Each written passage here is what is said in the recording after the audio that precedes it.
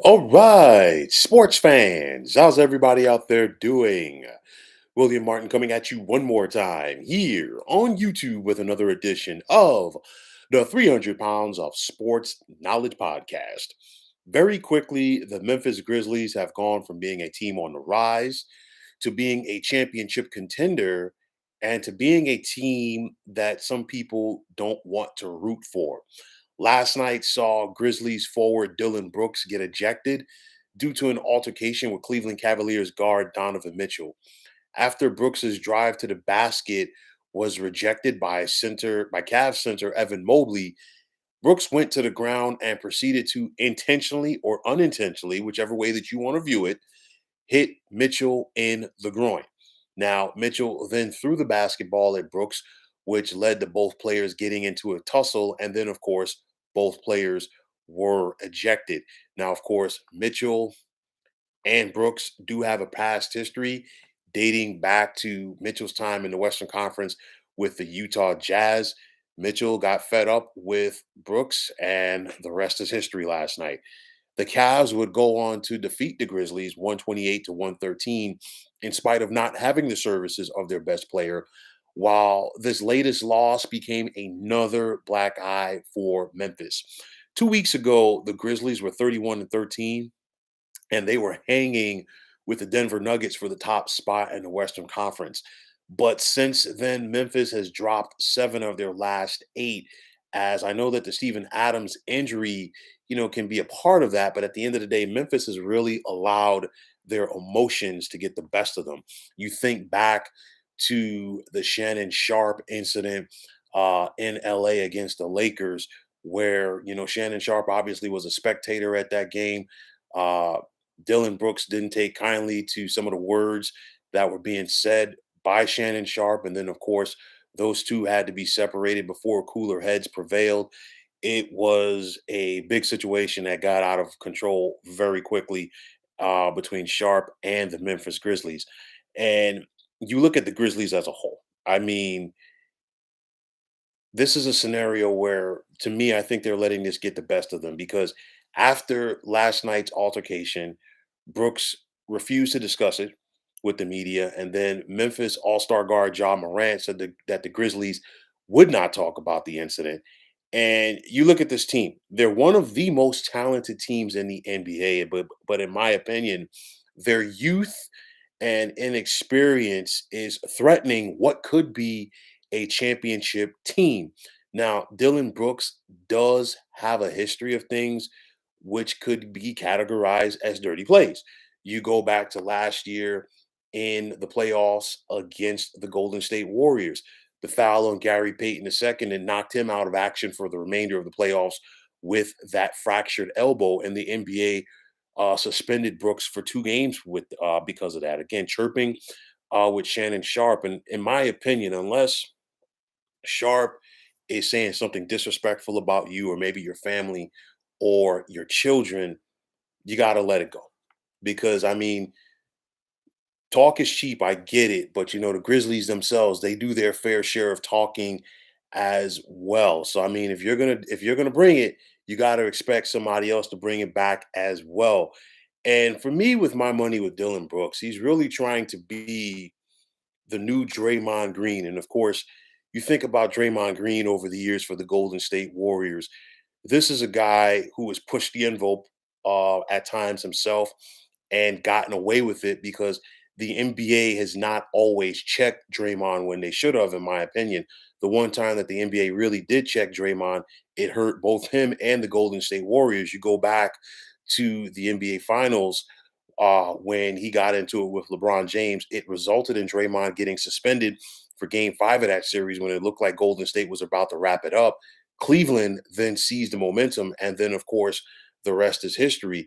But at the end of the day, the NBA never checked Draymond, and by not doing that, it's an open invitation, in my opinion, for somebody like Dylan Brooks to see that take on that villain enforcer role, whatever you want to call it, for the Memphis Grizzlies and just run with it. Now, I'm not condoning fighting, but at least in last night's incident between Mitchell and Brooks, we saw two guys go after each other. More importantly, Mitchell going after Brooks. This wasn't a scenario where we see so too often now in sports where everybody becomes a tough guy when they've got 4 or 5 guys in front of them. No, that was not that scenario. You got something, you got an itch with somebody that you want to scratch, you want to go ahead and get it done. And that's what happened last night with Mitchell going after Dylan Brooks. Now, at the end of the day, the NBA did suspend Dylan Brooks for a game. You knew that he was going to be suspended, but at the end of the day, I felt that the punishment should have been a little bit more severe, maybe 3 or 4 games to send a message because one game really doesn't send a message. And I mean, he got 2 games in the playoffs against Golden State last year, and I think he got off a little light right there as well. But if you're the NBA, you're not really curbing this issue right now.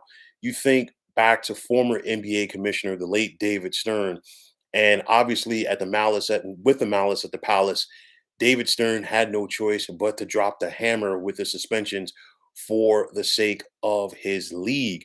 Adam Silver has not had to deal with that as much because the ramifications of those suspensions carried for years in the NBA when players really thought twice about getting into altercations on the court.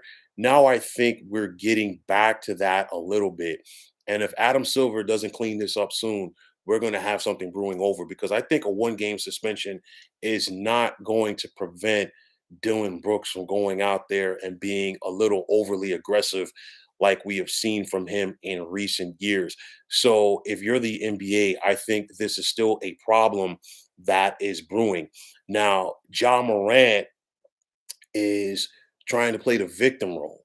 As he was quoted as saying, anything when it comes to negative about the Grizzlies, we normally, get the punishment. It ain't the same. They, the NBA, hate us, end quote. It's a scenario where I don't think that the NBA hates the Grizzlies because this is one of their younger and up and coming teams. Ja Morant is an MVP candidate. And I think sooner rather than later, Ja Morant is going to be an NBA MVP. I think the NBA does a tremendous job of showcasing their stars. Ja Morant is consistently on nationally televised games, whether that be ESPN or TNT. And nonetheless, he is a household name. So I don't see that the NBA would cut off, their face to, just to prove a point right here and a point that really didn't have to be proven, in my opinion. Nonetheless, the bottom line is, you know, if you do something, you're going to suffer the consequences. And if you push the envelope, you have to deal with the ramifications if you are the Memphis Grizzlies. And with what is going on right here, because we know that the Grizzlies are known for their trash talk in recent years, but trash talking is part of the game, and it's been a part of the game for anybody who's played on the playgrounds, indoors, wherever. You're going to hear chirping. Some guys can back it up, some guys can't. And at the end of the day, you have to deal with it if people are going to push back on you, like we saw last night from one Donovan Mitchell. Now, the Grizzlies, they do a lot of talking, but they have not won anything yet. The Grizzlies want to be the Golden State Warriors who won 4 NBA titles in an 8-year stretch. Obviously, they're going for 5-9 this year. It's going to be a little bit tougher. We'll talk about that at a later time.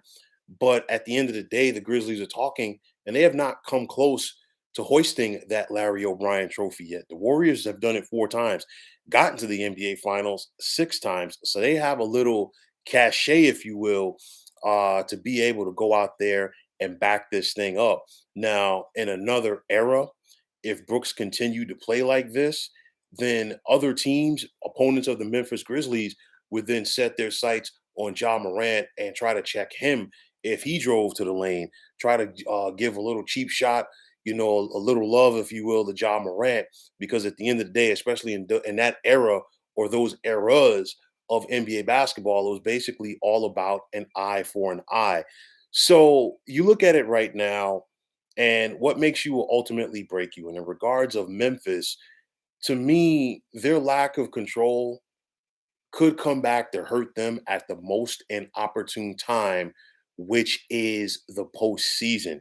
It's all fun and good when these things happen in the regular season and Dylan Brooks might have to sit out, a game. But what happens in a postseason series if there is a big altercation because of something that Dylan Brooks did, and then Dylan Brooks has to miss a couple of games? Some other key players have to miss a couple of maybe a game or two in a postseason series. And in that 7 game series, each game, each possession, each rebound is so critical. So you really don't want to roll the dice and have that misfortune catch up to you when all of the chips are pushed to the middle of the table. And for Taylor Jenkins, the Grizzlies head coach, he's got to find a way to rally his team. They're reeling right now. Obviously, they miss Steven Adams. Every team goes through the ebbs and flows of an NBA season, but right now, this Grizzlies team needs to get back on track. They need to focus on what they've got to do. Leave all the talking and chirping aside and just get back to focusing on basketball. But nonetheless, I think the altercation between Brooks and Mitchell, in my opinion, is a harbinger of things to come because the NBA did not check him properly. I think a 3 game suspension would have sent a little bit more of a message, maybe possibly a 4 game suspension. But nonetheless, I'm not sure if this is going to slow down Dylan Brooks from doing what he does consistently with a 1 game sit down. Nonetheless, he is still an aggressive player. He's still a force, and he's still part of the heart and soul of this Grizzlies team. You want him to not curtail that. You just want to try to have him keep it within the lines if you're the Grizzlies. But nonetheless, this is a young team. They've got to learn from this.